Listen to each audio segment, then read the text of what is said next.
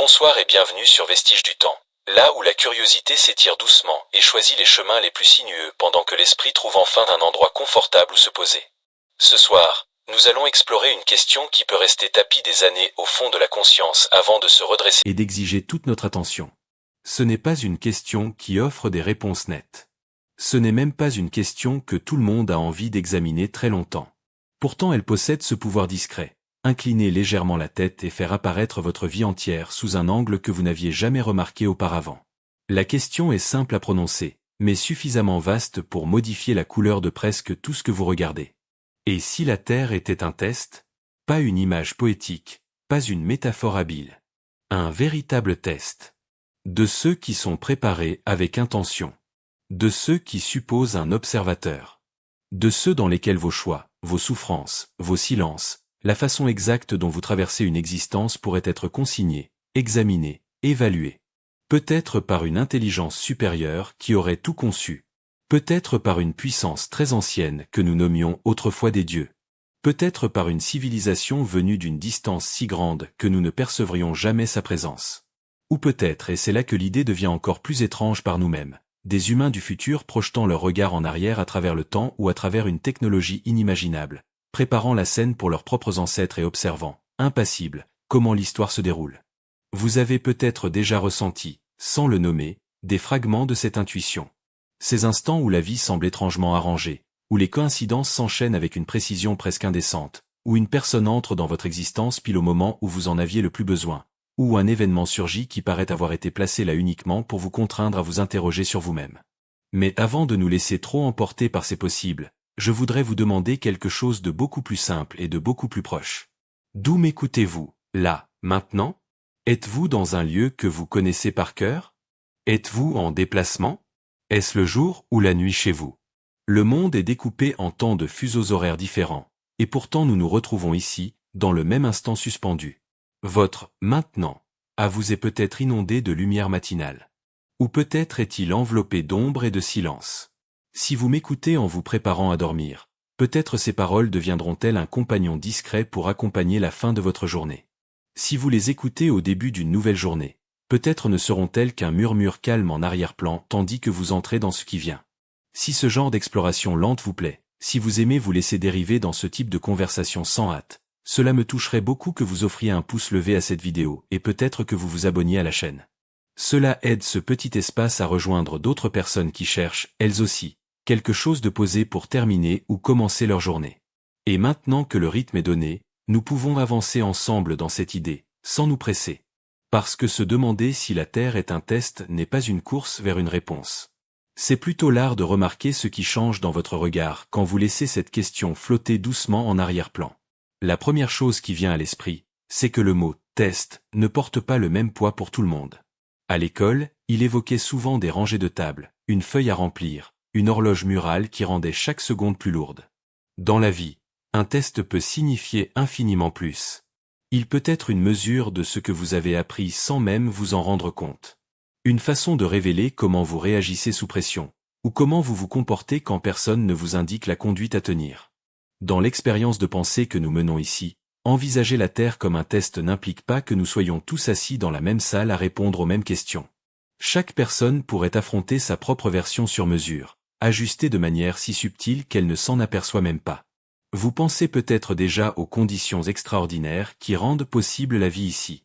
Cet équilibre improbable, presque miraculeux, qui nous permet d'exister. La Terre n'est ni trop près ni trop loin du Soleil. Elle possède exactement le mélange chimique nécessaire, l'atmosphère adéquate, la protection suffisante contre les radiations.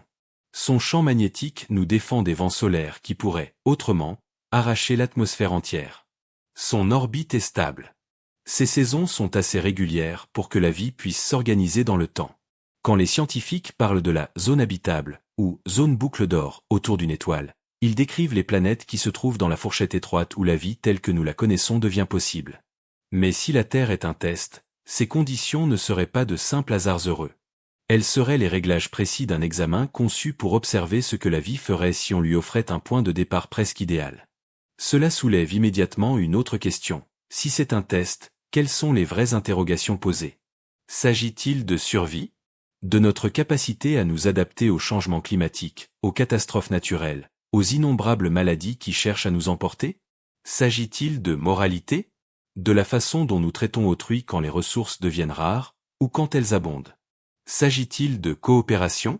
De notre aptitude à travailler ensemble malgré toutes les barrières de langue, de culture, de croyances? Ou bien s'agit-il de quelque chose que nous n'avons même pas encore nommé, une variable cachée qui serait le véritable cœur de l'expérience? Vous vous demandez sans doute s'il existe des indices que nous sommes observés.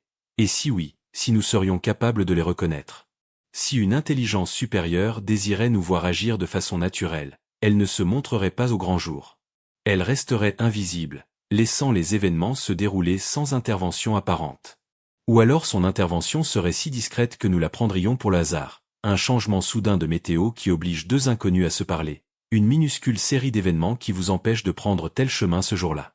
Il est très facile de classer cela comme coïncidence. Mais si la Terre était un test, ces instants pourraient ressembler davantage à des variables contrôlées dans une expérience. Cette idée n'est d'ailleurs pas entièrement nouvelle. Beaucoup de cultures anciennes et de traditions spirituelles ont enseigné que la vie est une épreuve. Dans certaines croyances, le but est de vérifier si l'on respecte certaines lois morales, l'issue déterminant ce qui adviendra après la mort. Dans d'autres, la vie est un voyage destiné à enseigner à l'âme des leçons impossibles à recevoir autrement. Les détails diffèrent énormément, mais le noyau reste identique. Nous ne sommes pas ici par pur hasard. Nous sommes ici pour une raison qui dépasse la simple existence. Penser la Terre comme un test, ce n'est donc pas inventer un concept radicalement neuf, c'est plutôt regarder une intuition très ancienne avec des yeux neufs.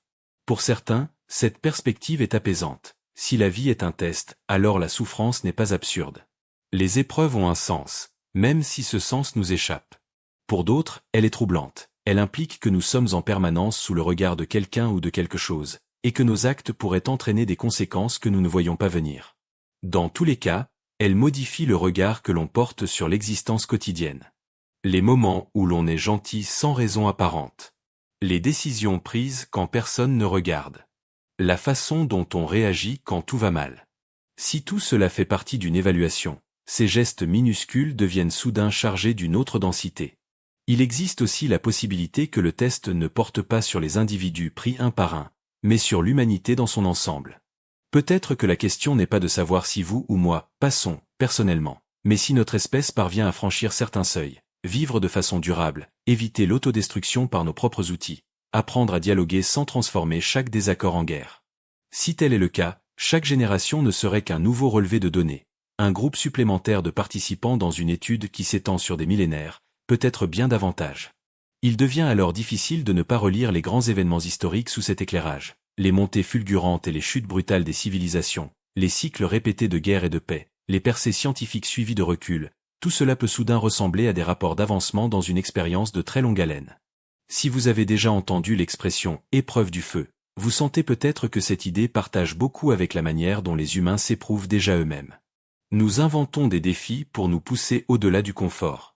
Nous établissons des règles pour voir si nous pouvons les respecter. Nous créons des jeux et des compétitions sans utilité pratique immédiate, juste pour découvrir qui surmonte les obstacles. Si nous faisons cela pour le plaisir ou pour grandir, il n'est pas absurde d'imaginer qu'une entité, quelle qu'elle soit, pourrait organiser quelque chose de semblable à une échelle infiniment plus vaste. Et c'est précisément là que l'idée devient captivante. Si c'est un test, nous ne serions peut-être pas jugés uniquement sur le résultat final, mais sur la manière dont nous traversons l'épreuve elle-même. Paniquons-nous? Trichons-nous? Abandonnons-nous? Ou persévérons-nous même quand les questions deviennent plus ardues que tout ce pourquoi nous nous étions préparés? La façon dont nous faisons face à l'inconnu pourrait bien être la véritable mesure. Ce qui signifie que poser la question « et si la Terre était un test ?» fait peut-être déjà partie du test. Si vous ne vous la posez jamais, peut-être êtes-vous destiné à vivre en vous concentrant sur l'immédiat. Si vous vous la posez, le pas suivant est peut-être simplement de regarder ce que vous faites de cette pensée. Alors avançons doucement ensemble. Nous continuerons donc doucement, sans hâte, en laissant les idées se déposer comme la poussière après une longue journée. La première chose qui vient à l'esprit, c'est que le mot « test » ne porte pas le même poids pour tout le monde. À l'école, il évoquait souvent des rangées de tables, une feuille à remplir, une horloge murale qui rendait chaque seconde plus lourde. Dans la vie, un test peut signifier infiniment plus. Il peut être une mesure de ce que vous avez appris sans même vous en rendre compte. Une façon de révéler comment vous réagissez sous pression, ou comment vous vous comportez quand personne ne vous indique la conduite à tenir. Dans l'expérience de pensée que nous menons ici, envisager la Terre comme un test n'implique pas que nous soyons tous assis dans la même salle à répondre aux mêmes questions. Chaque personne pourrait affronter sa propre version sur mesure, ajustée de manière si subtile qu'elle ne s'en aperçoit même pas. Vous pensez peut-être déjà aux conditions extraordinaires qui rendent possible la vie ici. Cet équilibre improbable, presque miraculeux, qui nous permet d'exister. La Terre n'est ni trop près ni trop loin du Soleil. Elle possède exactement le mélange chimique nécessaire, l'atmosphère adéquate, la protection suffisante contre les radiations. Son champ magnétique nous défend des vents solaires qui pourraient, autrement, arracher l'atmosphère entière. Son orbite est stable. Ses saisons sont assez régulières pour que la vie puisse s'organiser dans le temps. Quand les scientifiques parlent de la zone habitable, ou zone boucle d'or, autour d'une étoile, ils décrivent les planètes qui se trouvent dans la fourchette étroite où la vie telle que nous la connaissons devient possible. Mais si la Terre est un test, ces conditions ne seraient pas de simples hasards heureux. Elles seraient les réglages précis d'un examen conçu pour observer ce que la vie ferait si on lui offrait un point de départ presque idéal. Cela soulève immédiatement une autre question. Si c'est un test, quelles sont les vraies interrogations posées? S'agit-il de survie? De notre capacité à nous adapter aux changements climatiques, aux catastrophes naturelles, aux innombrables maladies qui cherchent à nous emporter? S'agit-il de moralité? De la façon dont nous traitons autrui quand les ressources deviennent rares, ou quand elles abondent? S'agit-il de coopération? De notre aptitude à travailler ensemble malgré toutes les barrières de langue, de culture, de croyances? Ou bien s'agit-il de quelque chose que nous n'avons même pas encore nommé, une variable cachée qui serait le véritable cœur de l'expérience? Vous vous demandez sans doute s'il existe des indices que nous sommes observés. Et si oui, si nous serions capables de les reconnaître. Si une intelligence supérieure désirait nous voir agir de façon naturelle, elle ne se montrerait pas au grand jour. Elle resterait invisible, laissant les événements se dérouler sans intervention apparente. Ou alors son intervention serait si discrète que nous la prendrions pour le hasard, un changement soudain de météo qui oblige deux inconnus à se parler, une minuscule série d'événements qui vous empêche de prendre tel chemin ce jour-là. Il est très facile de classer cela comme coïncidence. Mais si la Terre était un test, ces instants pourraient ressembler davantage à des variables contrôlées dans une expérience. Cette idée n'est d'ailleurs pas entièrement nouvelle. Beaucoup de cultures anciennes et de traditions spirituelles ont enseigné que la vie est une épreuve. Dans certaines croyances, le but est de vérifier si l'on respecte certaines lois morales, l'issue déterminant ce qui adviendra après la mort. Dans d'autres, la vie est un voyage destiné à enseigner à l'âme des leçons impossibles à recevoir autrement. Les détails diffèrent énormément, mais le noyau reste identique. Nous ne sommes pas ici par pur hasard. Nous sommes ici pour une raison qui dépasse la simple existence. Penser la Terre comme un test, ce n'est donc pas inventer un concept radicalement neuf, c'est plutôt regarder une intuition très ancienne avec des yeux neufs. Pour certains, cette perspective est apaisante. Si la vie est un test, alors la souffrance n'est pas absurde. Les épreuves ont un sens, même si ce sens nous échappe. Pour d'autres, elle est troublante. Elle implique que nous sommes en permanence sous le regard de quelqu'un ou de quelque chose, et que nos actes pourraient entraîner des conséquences que nous ne voyons pas venir. Dans tous les cas, elle modifie le regard que l'on porte sur l'existence quotidienne. Les moments où l'on est gentil sans raison apparente. Les décisions prises quand personne ne regarde. La façon dont on réagit quand tout va mal. Si tout cela fait partie d'une évaluation, ces gestes minuscules deviennent soudain chargés d'une autre densité. Il existe aussi la possibilité que le test ne porte pas sur les individus pris un par un, mais sur l'humanité dans son ensemble. Peut-être que la question n'est pas de savoir si vous ou moi passons, personnellement, mais si notre espèce parvient à franchir certains seuils, vivre de façon durable, éviter l'autodestruction par nos propres outils, apprendre à dialoguer sans transformer chaque désaccord en guerre. Si tel est le cas, chaque génération ne serait qu'un nouveau relevé de données, un groupe supplémentaire de participants dans une étude qui s'étend sur des millénaires, peut-être bien davantage. Il devient alors difficile de ne pas relire les grands événements historiques sous cet éclairage, les montées fulgurantes et les chutes brutales des civilisations, les cycles répétés de guerre et de paix, les percées scientifiques suivies de recul, tout cela peut soudain ressembler à des rapports d'avancement dans une expérience de très longue haleine. Si vous avez déjà entendu l'expression « épreuve du feu », vous sentez peut-être que cette idée partage beaucoup avec la manière dont les humains s'éprouvent déjà eux-mêmes. Nous inventons des défis pour nous pousser au-delà du confort. Nous établissons des règles pour voir si nous pouvons les respecter. Nous créons des jeux et des compétitions sans utilité pratique immédiate, juste pour découvrir qui surmonte les obstacles. Si nous faisons cela pour le plaisir ou pour grandir, il n'est pas absurde d'imaginer qu'une entité, quelle qu'elle soit, pourrait organiser quelque chose de semblable à une échelle infiniment plus vaste. Et c'est précisément là que l'idée devient captivante. Si c'est un test, nous ne serions peut-être pas jugés uniquement sur le résultat final, mais sur la manière dont nous traversons l'épreuve elle-même. Paniquons-nous? Trichons-nous? Abandonnons-nous? Ou persévérons-nous même quand les questions deviennent plus ardues que tout ce pour quoi nous nous étions préparés? La façon dont nous faisons face à l'inconnu pourrait bien être la véritable mesure. Ce qui signifie que poser la question « et si la Terre était un test ?» fait peut-être déjà partie du test. Si vous ne vous la posez jamais, peut-être êtes-vous destiné à vivre en vous concentrant sur l'immédiat.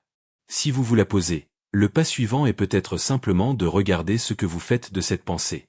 Alors avançons doucement ensemble. Nous regarderons comment la planète semble avoir été préparée pour la vie, comment les défis que nous rencontrons pourraient dépasser le simple hasard, et comment les récits qui traversent les âges semblent tous murmurer la même possibilité étrange. Quand on s'assied tranquillement avec l'idée que la Terre pourrait être un test, la première chose qui arrive est que le monde alentour commence à prendre une teinte légèrement différente. Le fauteuil sur lequel vous êtes assis, les murs autour de vous, les bruits de fond, la sensation de l'air sur votre peau, tout acquiert une qualité étrange, comme si ces éléments faisaient partie d'un décor arrangé plutôt que d'un hasard accumulé. C'est un peu comme rentrer dans une pièce familière visitée 100 fois et soudain apercevoir un détail qui vous avait toujours échappé. Le lieu n'a pas bougé. C'est votre regard qui s'est déplacé. C'est cela qui rend cette pensée si tenace. On ne peut ni la prouver ni la réfuter entièrement, mais une fois qu'on l'a accueillie, on ne peut plus regarder la vie quotidienne tout à fait comme avant. Le trajet quotidien que vous avez toujours détesté, simple corvée ou leçon de patience déguisée. Le défi imprévu qui surgit sans crier gare, malchance ou obstacle intentionnel. Les personnes qui croisent votre route exactement au moment où vous en avez besoin, ou au pire moment possible. Rencontre fortuite ou pièce placée sur l'échiquier par une main invisible. Il est frappant de constater à quel point les êtres humains glissent naturellement dans cette grille de lecture sans même y réfléchir. Nous disons, tout arrive pour une raison, quand les événements s'alignent de façon trop parlante. Nous racontons des histoires de destin, de rencontres écrites, de chemins qui devaient se croiser. Que l'on prenne ces expressions au premier ou au second degré, elles révèlent la même chose. Nous sommes à l'aise avec l'idée qu'il pourrait y avoir plus que du hasard pur dans le tissu de l'existence. Si la Terre est un test, ces moments d'alignement seraient alors les minuscules signaux, les légers coups de coude indiquant qu'une structure existe sous la surface. Mais le poids véritable de la question ne vient pas tant de l'hypothèse que nous soyons testés. Il vient de ce que cette hypothèse implique si elle est juste. S'il s'agit d'un test, alors tout a été choisi. Les conditions lumineuses comme les conditions sombres, les choses qui n'ont aucun sens apparent comme celles qui paraissent trop parfaitement équilibrées, rien n'est accidentel. Chaque tempête, chaque maladie, chaque découverte, chaque période de paix, chaque guerre, tout pourrait faire partie de l'épreuve. C'est à cet instant que la curiosité devient plus pesante. Il ne s'agit pas de paranoïa, pas d'imaginer un regard fixe braqué sur vous à travers des caméras invisibles. Il s'agit de prendre suffisamment de recul pour contempler la planète entière, et tout ce qui vit dessus comme un système unique et cohérent. Regardez-la depuis l'espace, les continents, les océans, le tourbillon incessant des nuages, le pouls des lumières urbaines la nuit, les motifs mouvants des courants atmosphériques, les migrations animales, les flux humains. Une sphère vivante où des milliards d'histoires minuscules se déroulent simultanément, chaque personne persuadée de n'être que le protagoniste de sa propre existence. Si un concepteur existe, il voit l'ensemble en même temps comme on regarde un jeu de stratégie où chaque unité se déplace en temps réel. Et quand on le formule ainsi, la question suivante arrive presque immédiatement. Quel serait le but? Si c'était vous qui meniez cette expérience, que chercheriez-vous à découvrir? Voudriez-vous identifier les individus les plus adaptables? Les plus altruistes? Les plus inventifs? Ou observeriez-vous plutôt l'espèce dans son ensemble pour déterminer si elle parvient à atteindre un seuil critique avant de décider qu'elle a réussi? On peut imaginer des centaines d'objectifs différents, développement moral, maîtrise technologique, une qualité encore innommée. Les traditions anciennes mettaient surtout l'accent sur la moralité. Dans beaucoup de systèmes de croyances, le test de la vie porte sur la façon dont on traite autrui, sur le respect de certaines règles, sur la capacité à rester intègre et compatissant même quand c'est difficile. La récompense pour avoir réussi pouvait être l'entrée dans un paradis, le passage vers une autre forme d'existence, ou simplement l'évitement d'une punition. Mais dans la pensée contemporaine, surtout dans les spéculations scientifiques, l'horizon s'élargit considérablement. Si l'observateur est une civilisation extraterrestre ou des humains venus du futur, son intérêt pourrait ne pas se porter du tout sur la moralité individuelle. Il pourrait mesurer plutôt les instincts de survie, la résolution de problèmes complexes, la créativité, la capacité à coopérer à l'échelle planétaire. Ce qui rend cette piste particulièrement troublante, c'est que les tests ne dévoilent souvent leur véritable objectif qu'une fois terminés. Parfois on vous annonce que vous êtes évalué sur un critère, alors qu'en réalité c'est un autre qui compte. Dans les entraînements, les jeux, les expériences psychologiques, l'objectif déclaré sert souvent de leurre. Les données les plus précieuses viennent de la façon dont vous réagissez quand vous pensez être jugé sur autre chose. Si la Terre fonctionne ainsi, les critères que nous considérons comme les plus importants pourraient être complètement à côté de la plaque.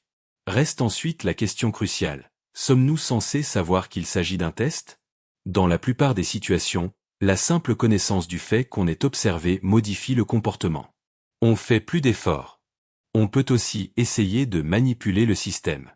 C'est peut-être pour cette raison que l'observateur, s'il existe, préfère rester invisible. Ou peut-être que la prise de conscience elle-même constitue l'une des questions posées. Que font les êtres quand ils commencent à soupçonner qu'il y a plus que ce que les sens montrent ?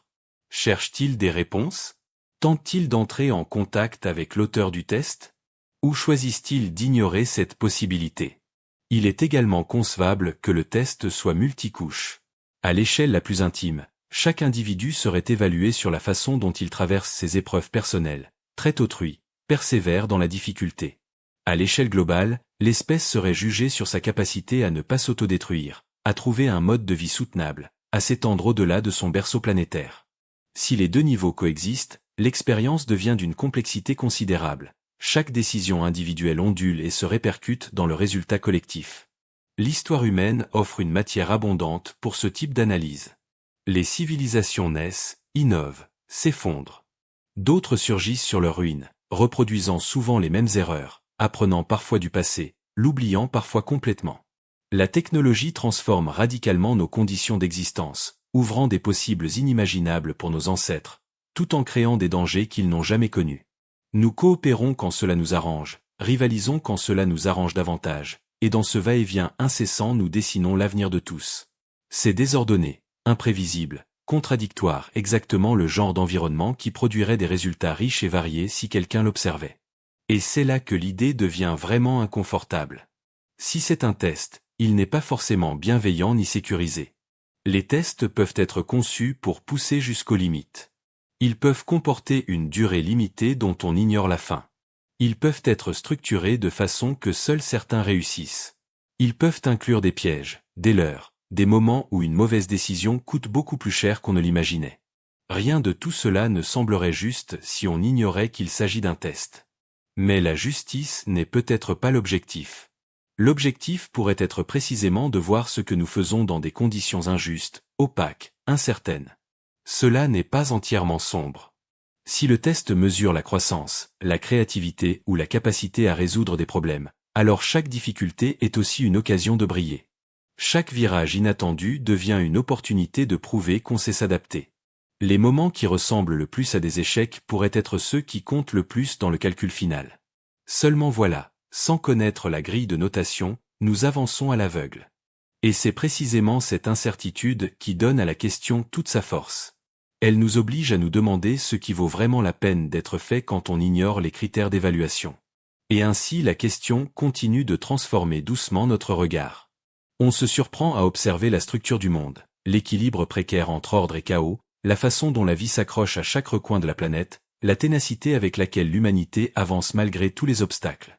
Et on se demande si cet équilibre n'est pas la clé. Devons-nous apprendre à vivre avec lui, à le modifier, ou simplement en extraire une leçon ? On commence à sentir que même les plus petits choix pourraient peser plus lourd qu'on ne le croit. Un sourire offert à un inconnu. La persévérance face à l'ennui. La curiosité maintenue envers ce qu'on ne comprend pas encore. Tous ces gestes discrets pourraient être des éléments minuscules d'une évaluation beaucoup plus vaste. La question ne s'efface pas une fois qu'on l'a formulée. Elle reste là, en retrait, redessinant la façon dont on perçoit les motifs, les coïncidences, les épreuves. Et quand elle est présente, il devient presque inévitable de se tourner vers la scène elle-même, la planète qui accueille tout cela, et de se demander si sa conception ne contient pas d'autres indices. Voici la fin complète du script, telle qu'elle était dans la version corrigée et finalisée précédemment, sans aucune modification autre que les corrections déjà appliquées, orthographe, fluidité, traduction naturelle en français. Je la remets intégralement à partir du moment où elle commence vraiment à conclure, après la partie sur la libre volonté et la moralité, jusqu'à la toute dernière phrase. Au bout du compte, que la libre volonté soit totale, partielle ou illusoire importe peut-être moins que la façon dont nous agissons dans la marge qui nous est laissée. Si nous croyons avoir des choix, nous agissons comme si nous en portions la responsabilité. Si nous découvrons des limites, nous décidons si nous les acceptons ou si nous tentons de les faire reculer. Dans les deux cas, ces décisions réelles ou perçues deviennent les données qui révèlent aux observateurs qui nous sommes vraiment.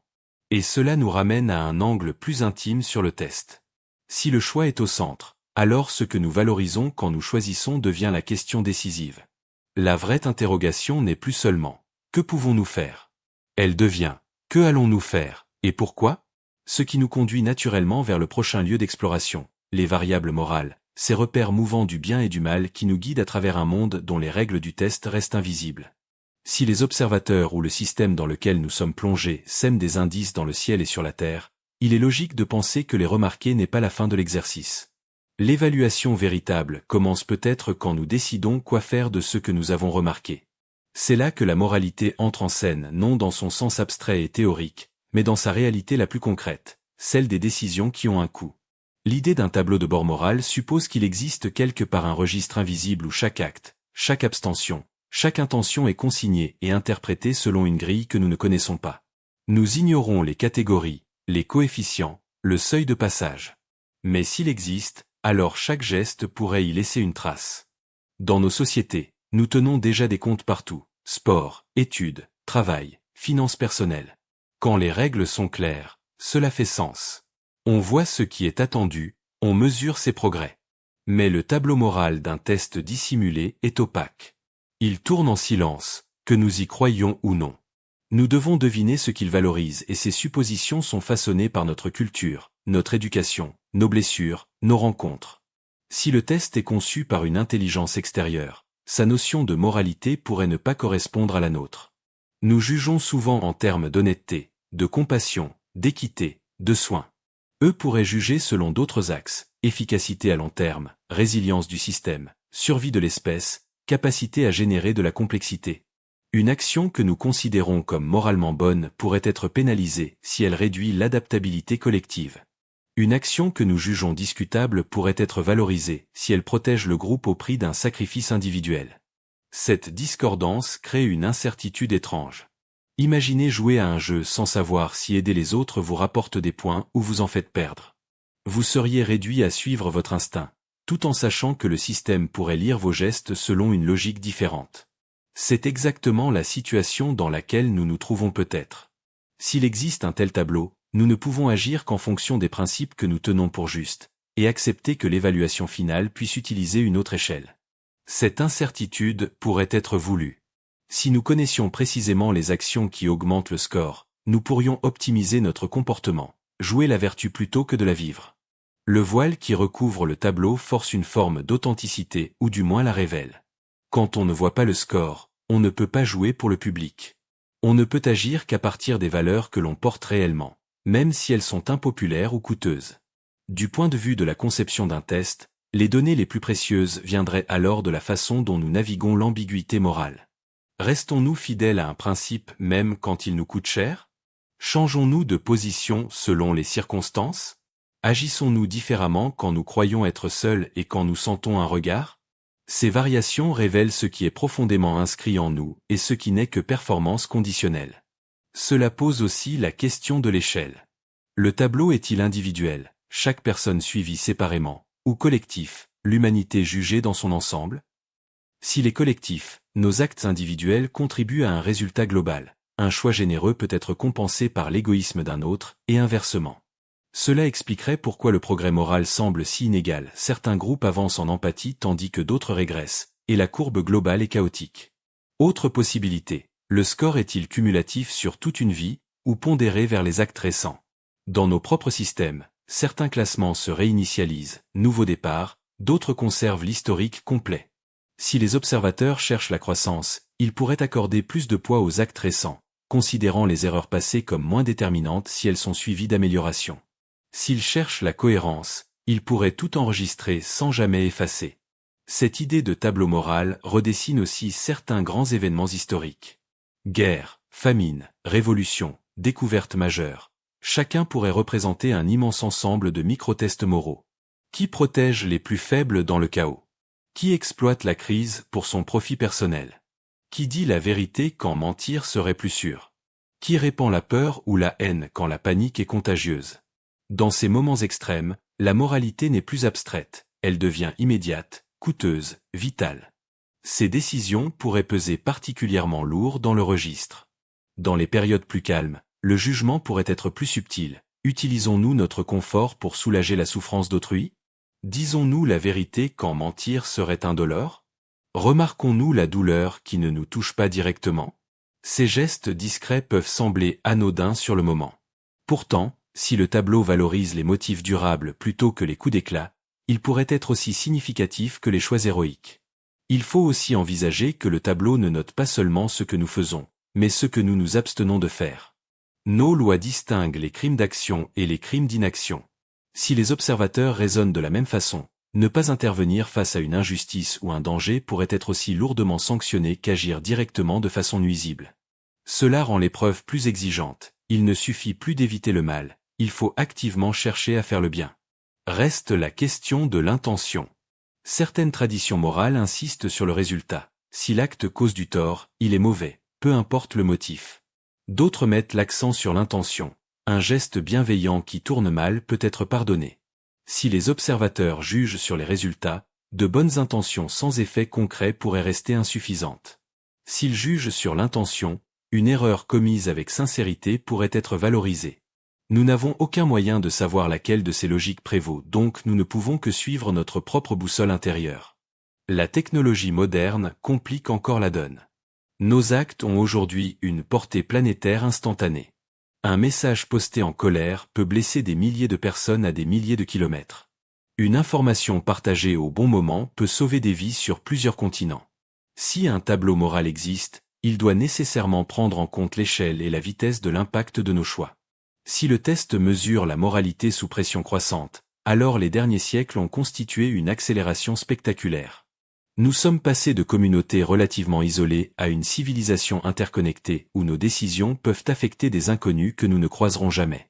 Ce changement d'échelle pourrait être délibéré, augmenter la complexité morale pour voir si nous parvenons à étendre notre cercle de soins au-delà de notre entourage immédiat.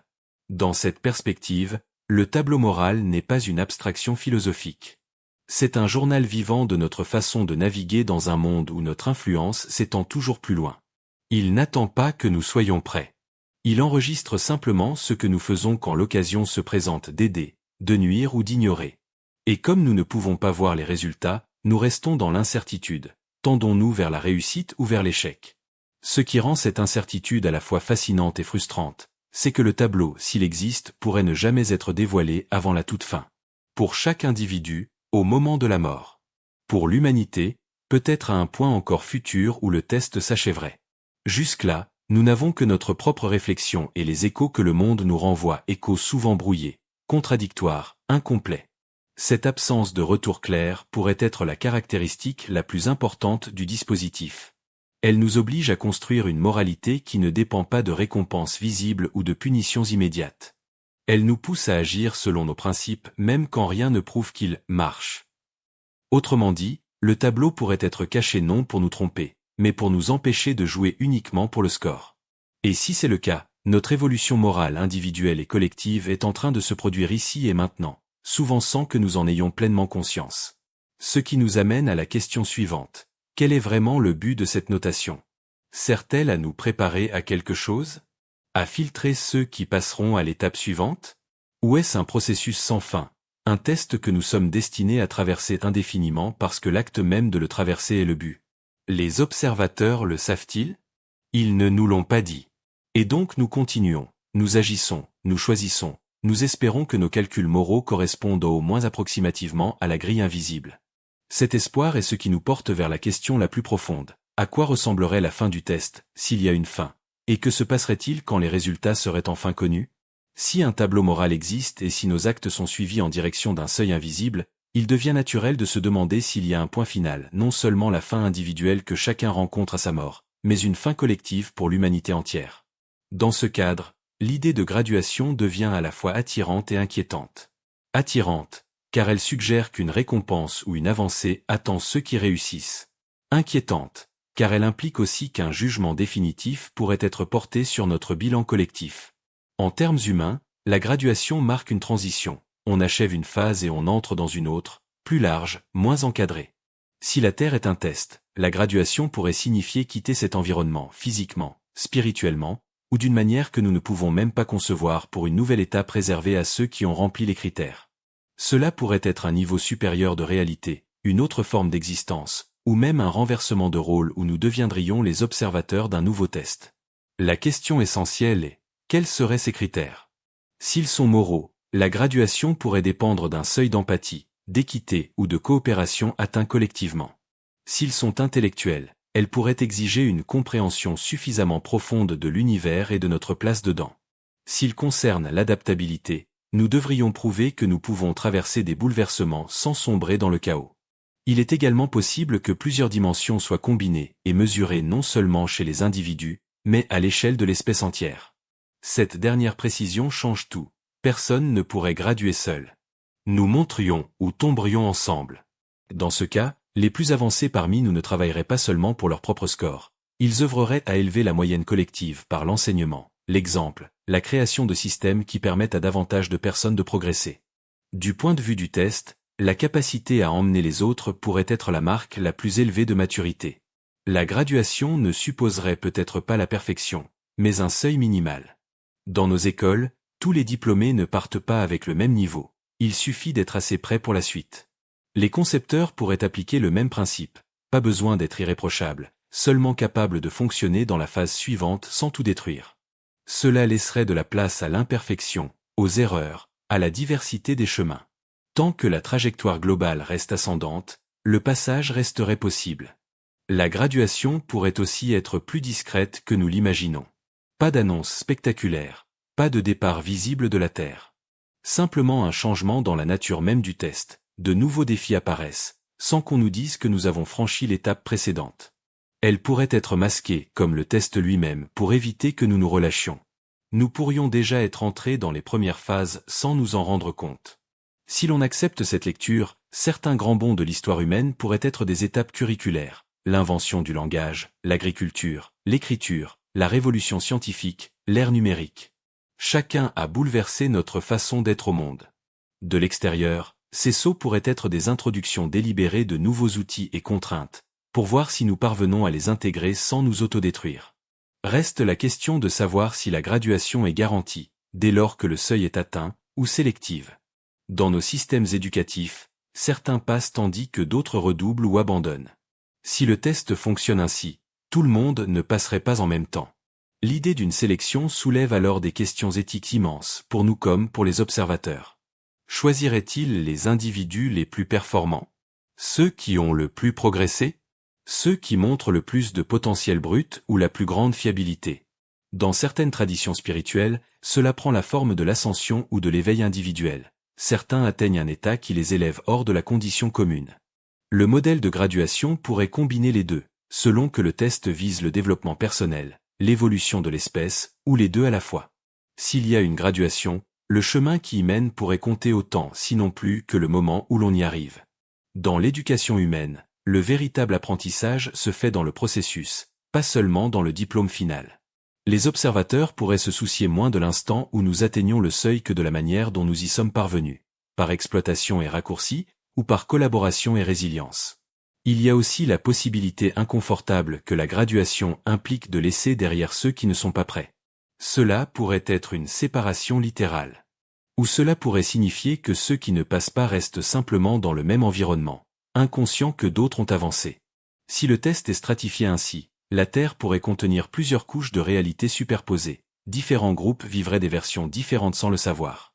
Cela soulève la question de ce qui arrive à ceux qui échouent. Dans nos systèmes, L'échec peut signifier redoubler, changer de filière, ou quitter le cursus. Les observateurs pourraient avoir des issues similaires, réinitialisation pour certains individus ou groupes, transfert vers un environnement mieux adapté à leur niveau actuel. Si la réincarnation existe, elle pourrait être une forme de reprise, les mêmes consciences replacées dans de nouveaux scénarios jusqu'à atteindre le seuil requis. La graduation pourrait aussi être un événement unique pour l'espèce entière. De leur point de vue, rien n'aurait changé, comme un élève de première année ne remarque pas forcément le départ des terminales. Dans d'autres, c'est collectif, une ère future de paix ou d'unité que l'humanité entière atteindrait quand elle serait prête. Dans ce cas, l'échec signifierait qu'il n'y aura peut-être pas de seconde chance. Le test s'arrêterait, la Terre vidée de sa vie intelligente ou réaffectée à un autre usage. Cela semble sévère, mais dans une logique expérimentale, tous les essais ne sont pas prolongés. L'échec fait simplement partie des données. Il enseigne ce qui ne fonctionne pas. Si le tableau moral fait partie de la préparation, nous pourrions être plus proches du seuil que nous ne le pensons. Notre interconnectivité planétaire, la diffusion rapide des connaissances, notre capacité, encore fragile, à traiter des problèmes globaux ensemble, tout cela est extrêmement récent à l'échelle historique. Ce pourraient être les dernières compétences à maîtriser avant le passage suivant. À l'inverse, nos conflits persistants, nos inégalités massives, nos dommages environnementaux pourraient indiquer que nous ne sommes pas encore prêts. De l'extérieur, ces deux trajectoires, progrès et autodestruction, pourraient se dérouler en parallèle comme la phase ultime du test. Nous pourrions ne pas voir venir la graduation parce que nous attendons le mauvais signal, un événement spectaculaire, des vaisseaux dans le ciel, un message universel. Mais si les observateurs veulent préserver la pureté du test, la transition pourrait être silencieuse, presque invisible. Un changement subtil dans la façon dont les opportunités se présentent, une diminution soudaine de certains types de souffrances, la disparition progressive de problèmes qui nous semblaient insolubles depuis toujours. De l'intérieur, cela ressemblerait à une série improbable de chances favorables. De l'extérieur, ce serait l'ouverture officielle de l'étape suivante. Et si nous reconnaissions ce moment sur le moment, le vrai défi moral surgirait immédiatement. Le disons-nous à tout le monde ? Essayons-nous d'emmener le plus grand nombre possible ? Ou nous concentrons-nous sur notre propre passage, sachant que tout le monde ne viendra pas ? Ces questions ne seraient pas hypothétiques. Elles feraient partie intégrante du test moral. Valorisons-nous le succès collectif plus que l'avancement personnel ? Si la possibilité d'une graduation existe, chaque choix que nous posons aujourd'hui pourrait peser plus lourd que nous ne l'imaginons. Le tableau approche peut-être de sa conclusion. Les motifs que nous traçons en ce moment pourraient faire pencher la balance. Et s'il y a un jour où les résultats sont révélés, nous pourrions nous retrouver face non seulement aux observateurs, mais à la vérité nue de ce que nous avons fait de l'environnement qu'ils nous ont donné. Que cette vérité soit accueillie par une célébration ou par un silence lourd dépendra de ce que nous faisons maintenant. Et cette seule pensée suffit à nous faire regarder différemment la suite de l'épreuve, celle qui concerne la façon dont nous travaillons ensemble quand les enjeux sont les plus élevés et quand l'espoir d'avancer est à portée de main. Si le test inclut la possibilité d'une graduation, il inclut aussi nécessairement la possibilité d'un échec. Et contrairement à la graduation, facile à rêver en termes lumineux et inspirants, l'échec est plus difficile à envisager, et plus dérangeant. Non seulement parce qu'il est sombre, mais parce que, dans un test de cette nature, l'échec ne ressemblerait probablement pas à un échec pour ceux qui le vivent. Il pourrait ne pas être annoncé. Il pourrait ne pas être spectaculaire. Il pourrait même ne jamais être identifié comme tel, du moins pas avant qu'il soit trop tard, voire jamais. Dans les systèmes humains, un échec met fin au processus pour le participant. On rate l'examen final, on perd la partie, on ne remplit pas les critères. Si la Terre est un environnement contrôlé par une intelligence supérieure, des entités extraterrestres ou autre chose, l'échec serait tout simplement un résultat qui ne correspond pas au but recherché. Et ce but pourrait être bien plus précis que nous ne l'imaginons. Si le test est moral, l'échec pourrait signifier que nous avons démontré notre incapacité à atteindre ou à maintenir un certain standard éthique. S'il porte sur l'adaptabilité, l'échec pourrait être l'effondrement sous des pressions que nous étions censés surmonter. S'il porte sur la coopération, l'échec pourrait être une division irréversible, une autodestruction même quand l'unité était possible. Le danger, c'est que de l'intérieur, ces issues pourraient ressembler à une période historique difficile parmi d'autres pas à la fin définitive de l'expérience. L'une des possibilités les plus inquiétantes est que l'échec ne survienne pas d'un coup, mais par érosion lente. Un peu moins d'empathie, un peu moins de curiosité, un peu moins de volonté de coopérer. Pour les observateurs, ce serait le seuil critique. Pour nous, Ce serait juste la vie qui continue. Reste à savoir ce que déclenche cet échec. Dans une expérience humaine, quand les critères ne sont pas remplis, on arrête souvent le protocole. Dans une simulation, cela pourrait signifier l'arrêt pur et simple du programme. Si la Terre est une simulation, l'échec pourrait littéralement signifier la fin de cette version de réalité. Extinction des lumières, effacement des données, archivage ou suppression. Nous ne le verrions pas venir. Ce serait instantané et sans conscience après. Une autre possibilité est la réinitialisation plutôt que la destruction totale. Le test recommencerait, peut-être avec des paramètres différents, pour voir si une nouvelle itération donne un meilleur résultat. Si la réincarnation existe, elle pourrait être une boucle de ce type, les mêmes consciences replacées dans un décor modifié pour retenter l'expérience. Dans ce cas, l'échec ne serait pas nécessairement définitif, mais il signifierait la perte de tout le progrès accumulé, individuel comme collectif. Ce serait déjà un désastre considérable si le processus est censé être cumulatif. Il existe aussi l'hypothèse de la réaffectation. Si une culture échoue, on ne détruit pas forcément le terrain, on le replante autrement. La Terre pourrait être vidée de sa vie intelligente actuelle et repeuplée avec une autre forme de vie, ou laissée à évoluer sans intervention. Pour les observateurs, ce ne serait qu'un changement de jeu de données. Pour nous, ce serait l'extinction. Une possibilité plus sombre encore, l'échec ne mettrait pas fin au test, mais le ferait basculer dans un mode différent, non plus destiné à mesurer le potentiel de croissance, mais à contenir, contrôler ou exploiter ce qui reste. Si les concepteurs peuvent encore extraire quelque chose de nous, données, énergie, patterns, ils pourraient nous maintenir dans un environnement plus restrictif, plus répétitif, conçu non pour nous faire progresser, mais pour nous garder au niveau que nous avons prouvé incapables de dépasser. L'échec pourrait aussi être sélectif. Au lieu que l'espèce entière échoue d'un bloc, certains groupes ou individus pourraient passer tandis que d'autres seraient éliminés, réduits ou isolés. Nous pourrions ne pas nous rendre compte de cette séparation. Ceux qui restent penseraient simplement que les autres ont disparu par des causes naturelles. Si la réalité peut être modifiée depuis l'extérieur, ce genre de tri invisible serait indétectable de l'intérieur. Chaque déclin semble justifiable ou supportable sur le moment, jusqu'à ce que le système atteigne un point de non-retour invisible. L'un des aspects les plus difficiles à accepter est que l'échec pourrait être prononcé selon des critères que nous ne soupçonnons même pas. Imaginez passer un examen en croyant qu'il porte sur les mathématiques, pour découvrir ensuite qu'on vous notait sur votre calligraphie. Si les observateurs mesurent quelque chose auquel nous ne prêtons aucune attention, nous pourrions échouer sans jamais comprendre pourquoi. C'est particulièrement inquiétant si ces critères sont liés à des tendances très longues que nous ne surveillons pas. Pourtant, certains motifs actuels pourraient nous donner des indices sur ce que serait un échec vu de l'intérieur. Si le test porte sur la coopération, l'échec ressemblerait à une fragmentation irréversible, conflit perpétuel, méfiance généralisée, incapacité à nous unir même face à des menaces existentielles. S'il porte sur la gestion de l'environnement, l'échec pourrait être l'effondrement irréversible des écosystèmes, rendant la planète incapable de soutenir les conditions du test. S'il porte sur l'adaptabilité, l'échec pourrait être le moment où nous cessons d'innover, où nous nous replions dans des systèmes rigides qui résistent au changement à tout prix. Les observateurs pourraient avoir des seuils précis pour chacune de ces lignes, seuils que nous pouvons franchir sans le savoir. Une fois franchis, la décision pourrait être immédiate. Rien n'indique qu'ils attendraient que nous réalisions notre situation avant d'agir. Ils pourraient même juger plus miséricordieux de terminer l'expérience sans avertissement, nous épargnant la conscience de l'échec. Mais il existe une autre forme d'échec, moins spectaculaire mais tout aussi définitive, un monde qui se rétrécit lentement, qui devient de plus en plus petit, stagnant, sans espoir. Les opportunités diminuent. La curiosité s'éteint. Le sentiment que demain pourrait être meilleur disparaît. Les gens continuent de vivre, de travailler, de se parler, mais sans l'étincelle d'un projet plus grand. En termes humains, cela ressemblerait à une dérive. Pour les observateurs, ce serait la fin du mouvement vers l'avant, l'effondrement du sens même de l'expérience. Si l'échec est réel, la chose la plus importante n'est peut-être pas de savoir exactement à quoi il ressemble, mais de reconnaître quand nous nous en approchons.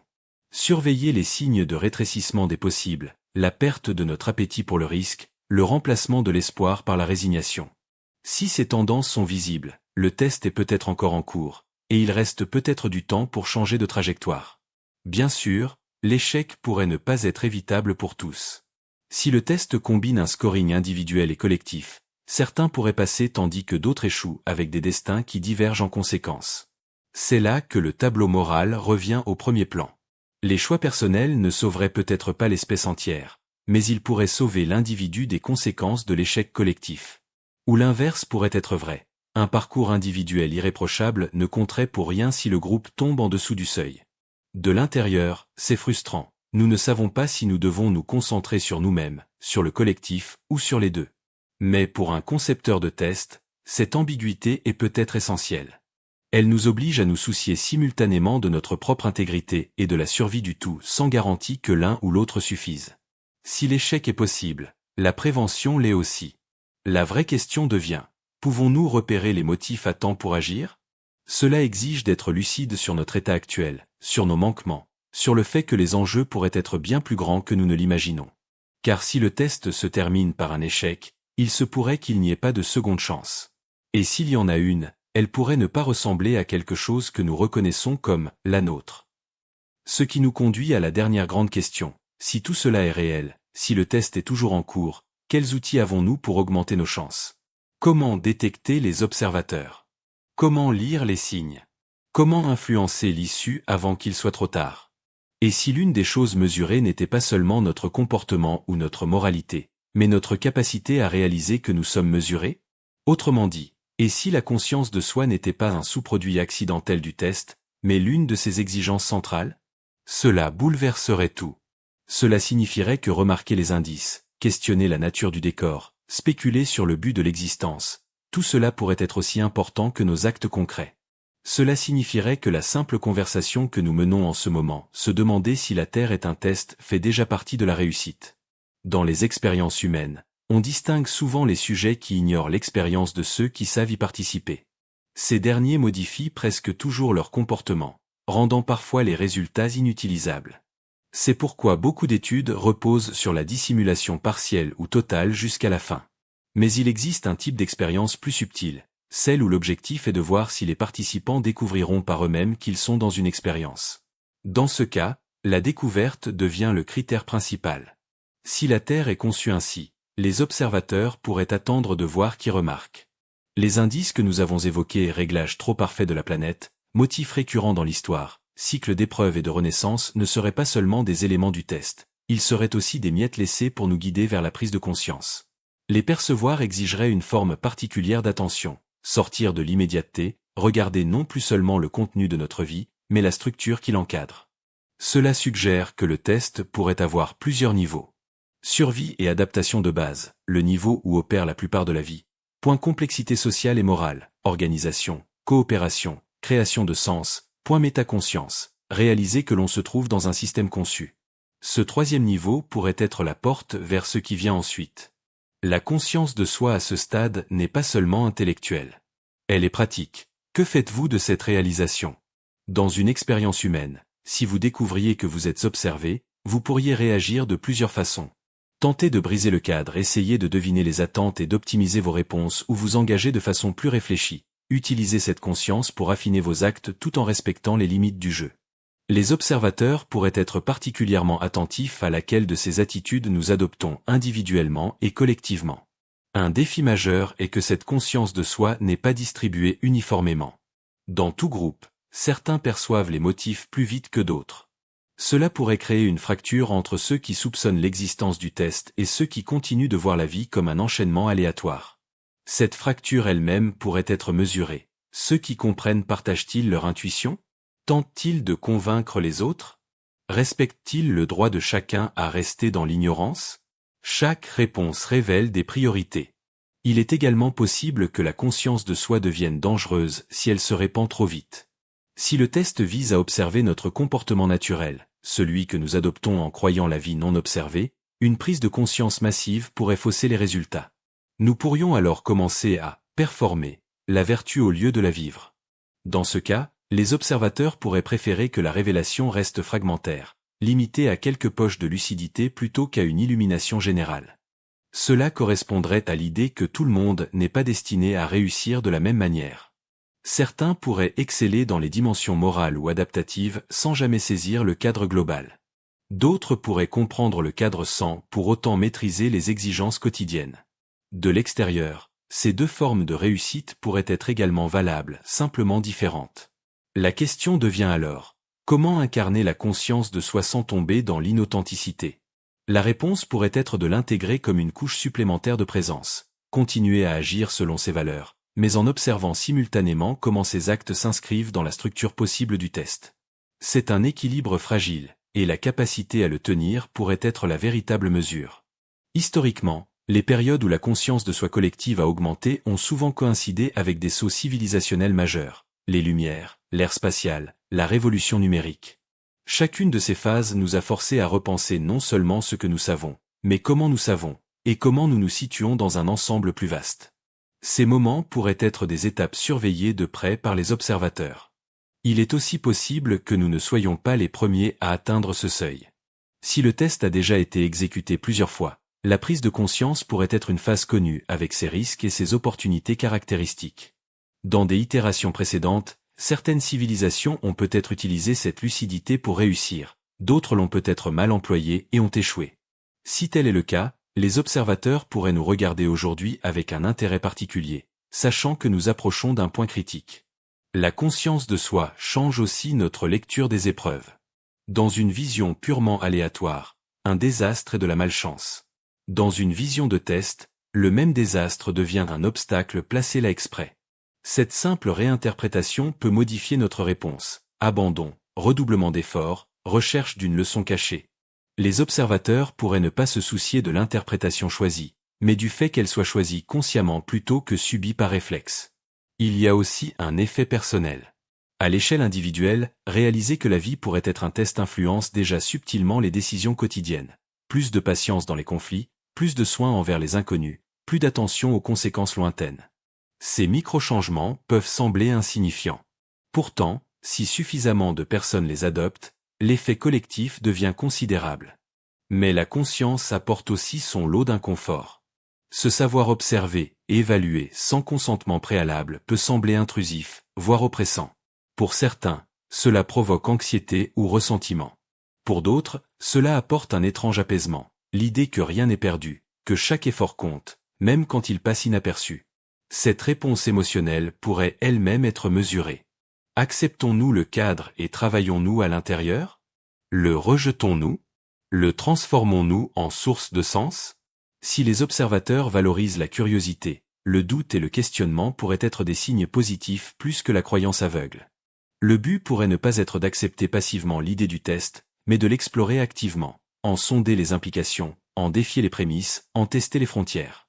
En ce sens, le simple fait de poser ces questions n'est pas une distraction. C'est peut-être l'une des activités centrales du test. Et si c'est le cas, alors le fait que nous soyons en train d'en parler signifie peut-être que nous avons déjà franchi un seuil. Ce que nous faisons maintenant de cette conscience, l'utiliser pour agir plus délibérément, pour nous relier plus profondément, pour nous préparer à l'inconnu pourrait être exactement ce que les observateurs attendent de voir. Et si nous sommes déjà entrés dans cette phase, la question suivante devient presque inévitable. Comment le simple fait d'être potentiellement observé change-t-il notre façon d'habiter le monde? Si la conscience de soi est une étape du test, alors l'une des prochaines interrogations porte sur l'interaction entre cette conscience et la possibilité d'être regardé.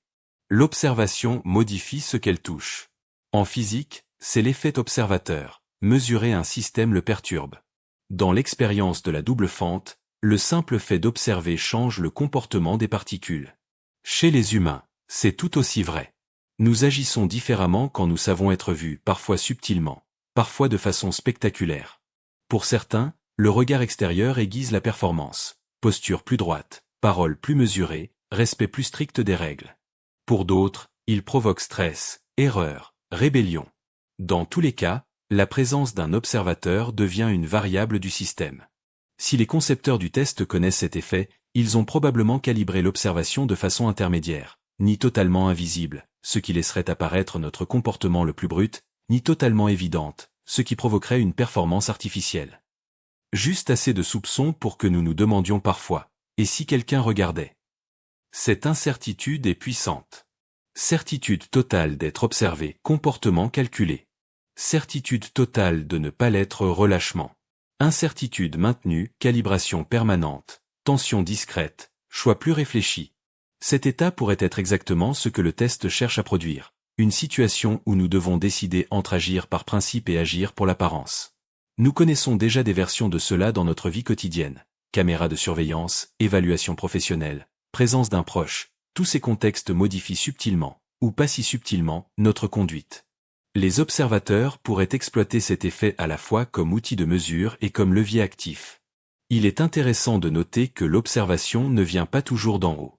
Nous nous observons constamment les uns les autres et cette surveillance mutuelle est l'un des régulateurs les plus efficaces de nos comportements.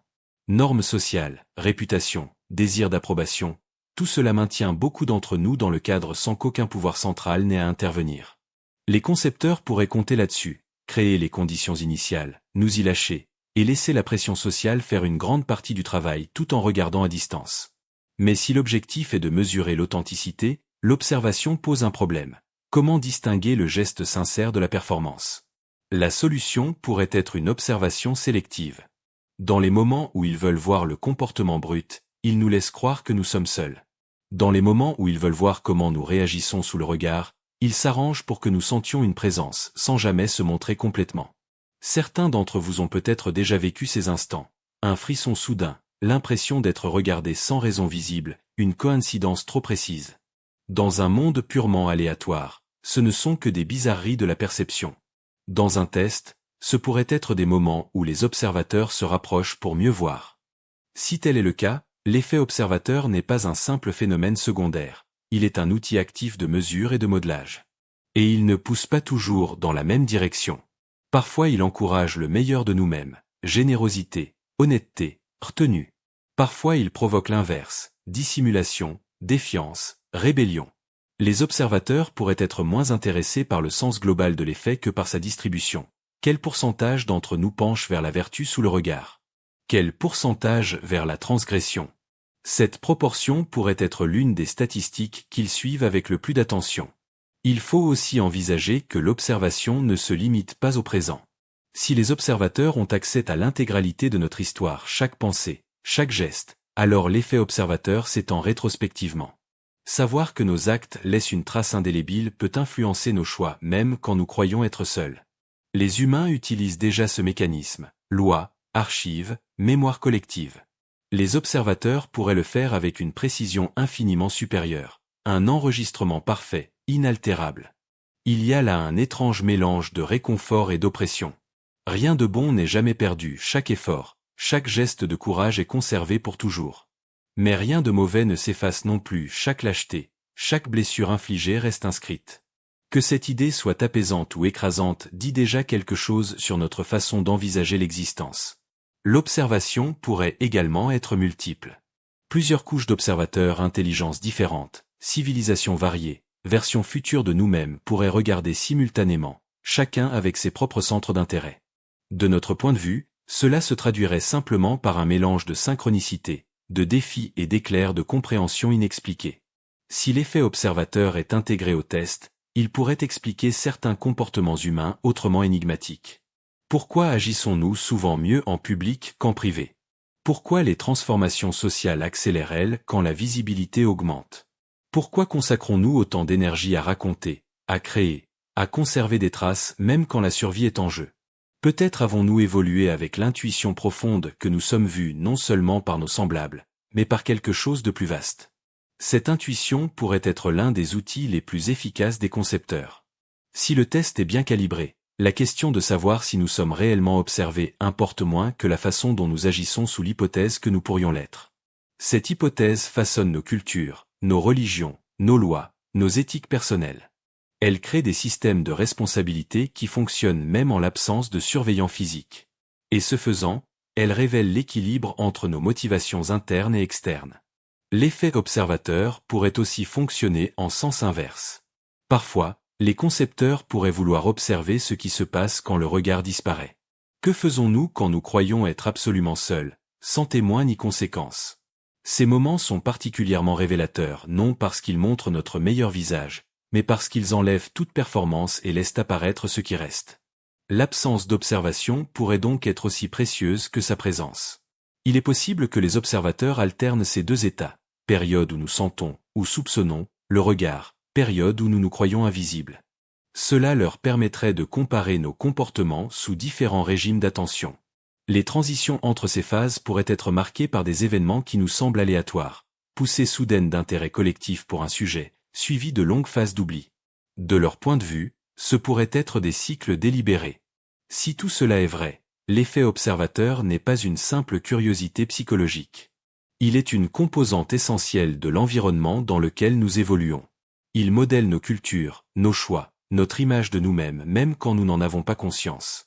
C'est une force muette qui nous attire ou nous repousse selon les moments. Et si les observateurs maîtrisent cela depuis longtemps, ils pourraient prédire nos réactions avec une précision déconcertante rien qu'en modulant le degré et la nature de leur attention. Ce qui ouvre une dernière possibilité, que l'observation ne serve pas seulement à nous regarder, mais à nous apprendre à nous observer nous-mêmes. Avec le temps, nous pourrions intérioriser le regard au point de n'en avoir plus besoin. Nous deviendrions notre propre observateur, notre propre évaluateur, notre propre guide. Si cela fait partie du test, alors l'objectif final pourrait être que nous vivions comme si nous étions toujours regardés non par peur d'un jugement, mais parce que nous avons intégré un standard intérieur que nous considérons juste. Et si nous atteignions un jour ce point, les observateurs pourraient se retirer complètement non par indifférence, mais parce que nous aurions appris à porter en nous l'essence même de l'observation. Cette possibilité pourrait être le pont vers la phase ultime du test, celle où le regard extérieur n'a plus d'importance, parce que les décisions naissent d'un lieu qu'aucun observateur, aussi puissant soit-il, ne peut atteindre. Que la Terre soit vraiment un test ou non, cette simple pensée modifie déjà la façon dont vous traversez l'existence. C'est une idée qu'on ne peut pas vraiment désapprendre une fois qu'on l'a accueillie. Elle s'infiltre sous la surface des gestes quotidiens, la façon dont vous parlez à quelqu'un qui ne peut rien pour votre avenir, l'effort que vous fournissez quand personne ne vérifie, la réaction que vous avez face à une petite injustice. Même s'il n'existe aucun observateur, imaginez qu'il y en a un change votre posture intérieure face au monde. Certaines personnes vivent déjà ainsi sans employer ce vocabulaire. Elles agissent selon des principes qui supposent que leurs actes ont des conséquences au-delà de l'immédiat. Pour elles, la responsabilité ne dépend pas d'un regard surnaturel ou cosmique, elle dépend d'un engagement envers leurs propres valeurs. Qu'ils croient au karma, au destin, à un jugement divin ou à rien du tout, ils se comportent comme si leurs gestes faisaient des ondes qui dépassent ce qu'on peut mesurer sur le moment. Si le test existe, ces personnes pourraient bien obtenir les meilleurs résultats sans même essayer de « jouer ». S'il n'existe pas, elles ont quand même construit des vies chargées de sens, d'intégrité et d'impact positif, ce qui est déjà une forme de récompense. C'est l'un des étranges paradoxes de cette idée. Agir comme si c'était un test produit des bénéfices que le test soit réel ou non. On réussit soit une épreuve cosmique invisible, soit on laisse derrière soit une traînée d'actes qui améliore le sort des autres. Dans les deux cas, on n'a rien à perdre. Mais il y a aussi une tension. Penser que la vie pourrait être un test peut aiguiser la vigilance et le sens des responsabilités. Il peut aussi générer de l'anxiété, la pression d'une évaluation permanente, la crainte de mal agir dans un jeu dont on n'a pas demandé à faire partie. Ce mélange explique peut-être pourquoi cette hypothèse n'est pas plus largement discutée. Elle apporte du réconfort à certains, de l'inconfort à d'autres souvent en proportions égales. La façon dont l'idée résonne dépend beaucoup de l'expérience vécue. Celui qui a subi de grandes injustices peut la rejeter parce qu'elle impliquerait qu'un concepteur a placé ces obstacles exprès. Celui qui a surmonté des épreuves considérables peut y trouver un apaisement. Ces luttes auraient eu un sens caché. Dans tous les cas, l'hypothèse fonctionne comme une lentille. Elle ne change pas l'effet brut de l'existence, mais elle change la façon dont on les interprète. Et même si le test n'est pas réel, cette lentille peut rester utile. Les systèmes de croyance, même invérifiables, fonctionnent souvent par les comportements qu'ils suscitent plus que par leur vérité littérale. Celui qui croit en un au-delà peut devenir plus généreux, non parce qu'il a la preuve d'une récompense, mais parce que cette croyance rend la générosité plus urgente. Celui qui croit au destin peut prendre des risques qu'il n'aurait pas pris autrement, et changer ainsi sa trajectoire. Et si la Terre était un test, fonctionne de la même façon, que ce soit vrai ou non, c'est le comportement qu'elle inspire qui compte. L'histoire le montre. Des sociétés entières ont bâti des systèmes d'éthique et de coopération très solides parce qu'elles se croyaient responsables devant des dieux, des ancêtres ou des générations futures. Quand la croyance s'est estompée, les habitudes sont souvent restées. Une communauté peut cesser de penser que sa récolte dépend d'un rituel, mais elle continue de se réunir pour partager et s'entraider parce que la pratique a prouvé sa valeur. L'hypothèse du test pourrait laisser la même empreinte. Même si les générations futures rejettent la prémisse, les comportements qu'elle a engendrés pourraient perdurer.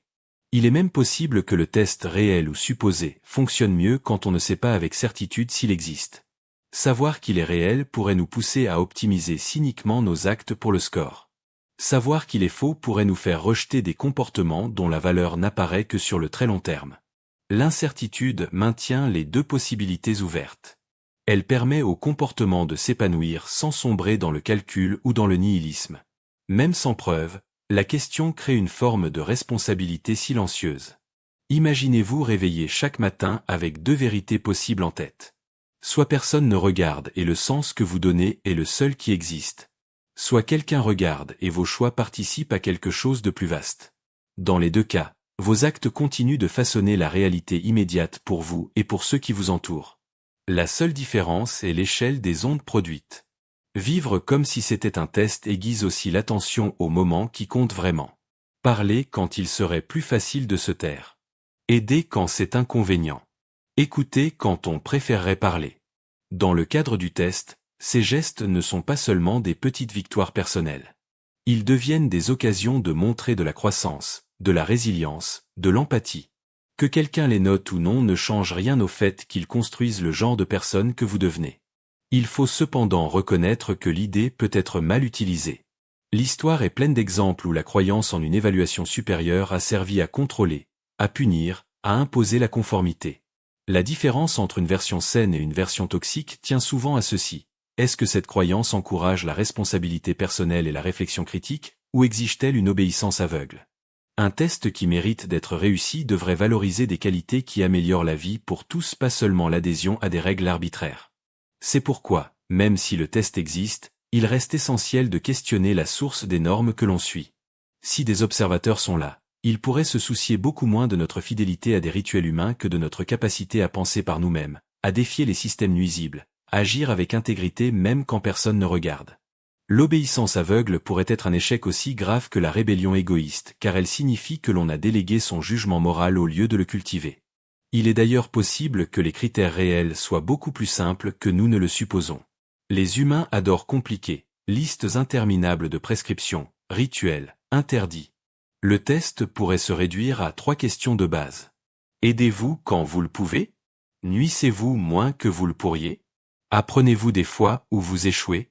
Si ce sont là les vraies mesures, la question de la réalité du test devient presque secondaire. Ce sont déjà de bonnes façons de vivre. Quoi qu'il en soit, l'aspect le plus précieux de cette idée pourrait être son effet sur le regard. Penser la vie comme un test, même temporairement, fait apparaître des motifs là où il n'y avait que chaos apparent. Les défis traversés, les rencontres faites, les tournants inattendus. Dans un monde aléatoire, ce ne sont que des événements. Dans un monde test, ce sont des épreuves placées là pour révéler quelque chose. Cette différence est subtile, mais puissante. Elle peut transformer la frustration en patience, la confusion en curiosité. Même si vous rejetez finalement l'hypothèse, l'avoir considérée sérieusement vous a déjà modifié. Elle vous invite à vous interroger sur les valeurs que vous portez, sur l'impact réel de vos gestes, sur l'alignement entre vos actions quotidiennes et le genre de bilan que vous aimeriez laisser si quelqu'un tenait les comptes. Elle rappelle aussi que beaucoup des qualités que nous admirons, patience, courage, bienveillance, se révèlent surtout dans les moments qui ressemblent à des tests, qu'il y ait ou non un examinateur derrière. Et peut-être est-ce suffisant. Peut-être que la vérité sur le test n'est pas faite pour être connue avec certitude. Peut-être que sa plus grande force réside dans ce qu'elle nous pousse à devenir simplement en étant possible. Dans cette optique, la question importe moins pour ce qu'elle dit sur un observateur extérieur que pour ce qu'elle réveille à l'intérieur. Que le test soit une réalité ou une construction de l'esprit, l'effet reste le même. Il nous oriente doucement vers une version de nous-mêmes que nous n'aurions peut-être pas atteinte autrement. La dernière étape est donc de revenir au plus proche, à vous, ici, maintenant. Que la Terre soit un test ou non, vous vous réveillez chaque matin et vous choisissez comment traverser la journée. Vous interagissez encore avec les autres de façon qui construisent ou qui abîment la confiance, la douceur, la solidarité. Vous traversez encore des instants qui ont le goût d'un tournant, même s'ils n'apparaissent sur aucun registre. La question du test n'allège pas le poids de ses choix. Au contraire, elle l'alourdit d'une façon qui peut être à la fois belle et grave. La possibilité reste là, flottante, juste hors de portée. Elle façonne sans contraindre. Elle demande sans répondre. Et c'est précisément ce silence qui la rend si puissante. Vous n'avez pas besoin de prouver qu'elle est réelle pour vivre comme si elle l'était. Il vous suffit de décider si la version de vous qui agit en pensant que chaque geste compte est la version que vous voulez incarner. Où que vous soyez en ce moment, chez vous, en voyage, dans un lieu familier ou dans un endroit nouveau, cette réflexion dépasse le lieu. Elle concerne ce que vous faites de l'espace et du temps qui vous sont donnés. Que la Terre soit vraiment un test ou non, vous êtes déjà en train de traverser quelque chose qui ressemble à sa manière. Et contrairement à la plupart des examens, celui-ci n'a ni horaire fixe, ni énoncé clair, ni sonnerie de fin. On ne découvre qu'il est terminé que lorsqu'on se retrouve ailleurs. Vous m'écoutez peut-être tard dans la nuit, quand le monde ralentit et que les grandes questions étranges deviennent plus faciles à accueillir. Ou peut-être est-ce le milieu de la journée, et ces paroles n'étaient qu'un murmure en arrière-plan jusqu'à ce qu'elles captent soudain votre attention. C'est l'une des caractéristiques de ce genre d'idée. Elle ne s'arrête pas avec les mots. Elle continue de vous accompagner, attendant un instant de silence pour remonter à la surface. S'il est vrai que nous sommes dans une forme ou une autre de test, alors chaque moment que vous avez vécu jusqu'ici en faisait partie. Pas seulement les grands choix, les crises visibles. Aussi et peut-être surtout les instants minuscules, la façon dont vous avez parlé à quelqu'un qui ne comptait apparemment pas pour votre avenir, la façon dont vous avez géré la frustration quand personne ne regardait, la façon dont vous vous êtes traité après une erreur. Tous ces gestes sont inscrits quelque part dans un registre que l'on peut ou non imaginer, écrits avec une encre qui ne s'efface pas. Et s'il n'y a pas de test, si tout n'est que nature, hasard et loi physique, ces gestes ne perdent pas leur importance pour autant. Vous devez toujours décider comment traiter les autres, comment répondre à la difficulté, comment vous comporter envers vous-même. La seule différence est l'encadrement. Un test donne une structure. Sans test, le poids est toujours là, simplement moins organisé. C'est pourquoi cette idée reste utile même pour ceux qui ne la prennent pas au premier degré. Regarder à travers cette lentille fait apparaître des motifs là où il n'y avait que bruit. Elle transforme les défis en occasions possibles de sens. Elle vous fait remarquer les moments où vous choisissez la patience, la bienveillance, la persévérance. Même si vous décidez finalement que ce n'est qu'une métaphore, l'exercice vous aura déjà modifié. Parfois on imagine le test comme quelque chose d'immense, une machinerie cosmique ou divine sophistiquée. D'autres fois, on le voit comme quelque chose de très simple, une façon de découvrir si des êtres comme nous peuvent coexister sans s'anéantir, construire quelque chose qui vaille la peine d'être transmis, s'améliorer au-delà de la simple survie. Un test grandiose et fascinant à penser. Un test simple est souvent beaucoup plus difficile à réussir. La vérité, c'est que vous n'aurez pas de note finale à comparer avec celle des autres. Pas d'annonce officielle, pas de cérémonie, pas de retour écrit. Ce qui arrivera ensuite, s'il arrive quelque chose, sera façonné par tout ce que vous avez fait, tout ce que vous êtes devenu. Mais vous ne verrez pas le résultat comme on voit un résultat d'examen. Vous verrez seulement l'étape suivante. À ce moment-là, la phase actuelle sera déjà terminée. C'est pourquoi cela vaut la peine d'y prêter attention maintenant. Si vous attendez d'être certain avant d'agir comme si cela comptait, vous risquez d'avoir déjà manqué les moments qui importaient. C'est comme attendre de voir l'examen final avant de commencer à étudier. Quand vous le recevez, il est déjà trop tard pour apprendre dans le processus. Si c'est un test, il se déroule chaque jour que vous y croyez ou non. Et peut-être que le but n'est pas de vous convaincre qu'il existe. Peut-être que le but est de vous rappeler qu'agir comme s'il existait vous donne une direction qui dépasse l'argent, le statut ou la survie brute. Une direction vers des qualités qui pourraient durer au-delà de tout cela. Des qualités qui, s'il y a un « au-delà », pourraient compter là-bas aussi. Il est étrange de penser qu'un processus aussi vaste pourrait se dérouler sans que la plupart des gens s'en doutent. Pourtant, si vous avez suivi cette réflexion jusqu'ici, vous avez déjà remarqué plus que la plupart. Vous avez envisagé que la vie puisse être observée. Que vos choix puissent participer à quelque chose de plus grand. Que les détails de votre existence puissent être plus que du bruit aléatoire. Même si vous rejetez l'idée maintenant, le simple fait de l'avoir accueillie vous a déjà transformé. Et la question devient, que allez-vous faire de cette transformation? Allez-vous l'emporter avec vous demain, la semaine prochaine, dans les années à venir? Allez-vous la laisser vous guider dans les moments où il serait plus facile de détourner le regard? Quand faire le bien coûtera plus cher que faire le facile? Allez-vous vous en souvenir quand personne ne regarde, ou quand vous croyez que personne ne regarde? Si c'est vraiment un test, les observateurs, quels qu'ils soient, verront la réponse dans vos actes. S'il n'en est rien, ceux qui vous entourent la verront. Dans les deux cas, le résultat est façonné par les mêmes choses. Ce que vous choisissez, ce que vous construisez, ce que vous laissez derrière. Alors, où que vous soyez en cet instant, matin ou soir, rue animée ou chambre silencieuse, vous êtes encore dedans. Le temps continue de couler. Le prochain moment est encore à vous. Et qu'il y ait ou non un verdict final qui vous attend, vous pouvez encore décider comment vous voulez être souvenu et quelles traces vous laisserez sur ce fragment de monde qui vous a été confié. C'est le genre de question qui continue de se déployer bien après que les mots se sont tus. Et si vous l'avez trouvé digne d'être porté, alors vous savez déjà que la suite vous appartient. Bonne nuit, ou bon matin, ou simplement, bonne continuation. Ici, sur Vestiges du Temps, nous nous retrouverons quand vous serez prêt à écouter de nouveau. Dormez bien. Ou veillez bien. Ou simplement, soyez